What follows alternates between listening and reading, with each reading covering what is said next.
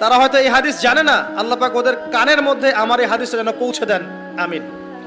নবী সাল্লাল্লাহু আলাইহি ওয়াসাল্লাম বলেছেন, আমি মেরাজের রাতে যখন গিয়েছি তখন এক শ্রেণীর মানুষকে দেখেছি, ওদেরকে শাস্তি দেয়া হচ্ছে। কি শাস্তি? জাহান্নামীদের রক্ত এবং পুঁজ ওদেরকে খেতে দেয়া হচ্ছে।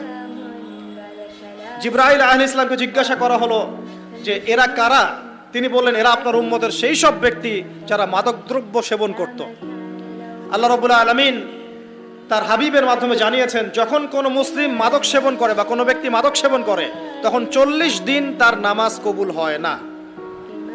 এরপর যদি সে তওবা করে তাহলে আল্লাহ পাক তার তওবা কবুল করবেন ইনশাআল্লাহ। যদি সে আবারও মাদক খায় তওবা করার পর, আবার 40 দিন তার নামাজ কবুল হবে না।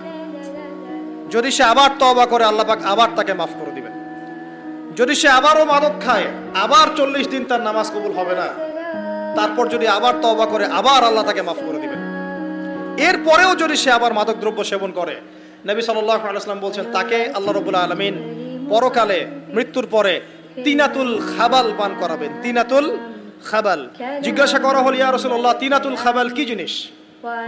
নবী সাল্লাল্লাহু আলাইহি ওয়াসাল্লাম উত্তর দিচ্ছেন, এটা হচ্ছে জাহান্নামীদের রক্ত, মাংস, এগুলো পুড়ে পচে যে রসটা বের হবে, এটা হচ্ছে তিনাতুল খাবাল।